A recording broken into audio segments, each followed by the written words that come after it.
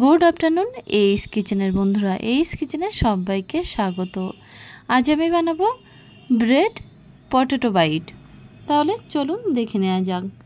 Bread potato byte বানানোর জন্য এখানে আমি নিয়েছি দুটো সিদ্ধ আলু, 3 থেকে 4টে ব্রাউন ব্রেড, আপনারা চাইলে হোয়াইট ব্রেডও নিতে পারেন। আর নিয়েছি 1 টুকরো পনির আর একটা পাতিলেবু।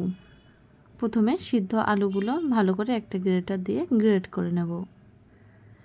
আলুগুলো গ্রেট করা হয়ে গেলে আলুর মধ্যে দিয়ে দিচ্ছি ছোটো চামচের 1 চামচ অরিগানো এবং 1/2 চামচ দেব চিলি ফ্লেক্স আর 1/2 চামচ দেব গোলমরিচের পাউডার। আর দিয়ে দেবো ছোটো 1/2 চামচ কাশ্মীরি লঙ্কার পাউডার এবং স্বাদমতো বিট লবণ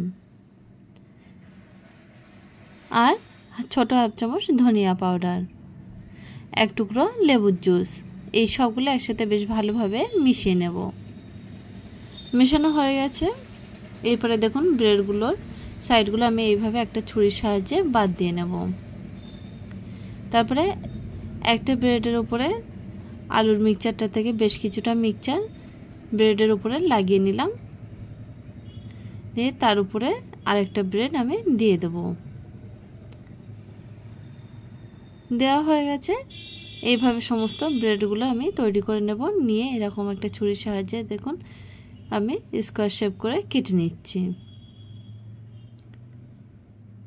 এইভাবে ব্রেড পটেটো বাইটগুলো আমি তৈরি করে নেব। তারপরে এগুলো ফ্রাই করার পালা। ফ্রাই করার জন্য একটা কড়াইয়ের মধ্যে বেশ কিছুটা সাদা তেল আমি গরম করতে দিয়েছি। আর এদিকে দেখুন একটা বাটির মধ্যে আর ময়দার মধ্যে দিয়ে দেবো অল্প একটু লবণ এবং কাশ্মীরি লঙ্কার পাউডার ছোটো 1/2 চামচ দিয়ে ভালোভাবে মিক্সড করে নেব। নিয়ে অল্প অল্প জল দিয়ে এটাকে লিকুইড বানিয়ে নেব। দেখুন অল্প একটু জল দিয়ে বেশ ভালোভাবে একটা হালকা করে লিকুইড বানাবো।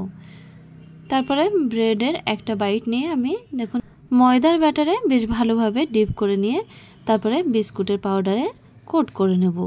নিয়ে তেলটা এদিকে আমার গরম হয়ে গেছে।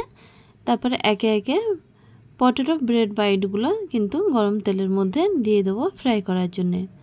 গ্যাসের ফ্লেমটা মিডিয়ামে রেখে উল্টে পাল্টে বেশ ব্রাউন কালার করে ফ্রাই করে নেব। কালারটা যখন ব্রাউন হয়ে আসবে তখন তেল থেকে তেল ঝরিয়ে তুলে নেব। এইভাবে সমস্ত পটেটো ব্রেড বাইটগুলো কিন্তু আমি ফ্রাই করে নিলাম। এগুলো সকালে কিংবা বিকালে চায়ের সাথে খেতে খুবই ভালো লাগে। সহজেই রেসিপিটা বাড়িতে একদিন বানিয়ে ফেলুন। আশা করছি ভালো লাগবে।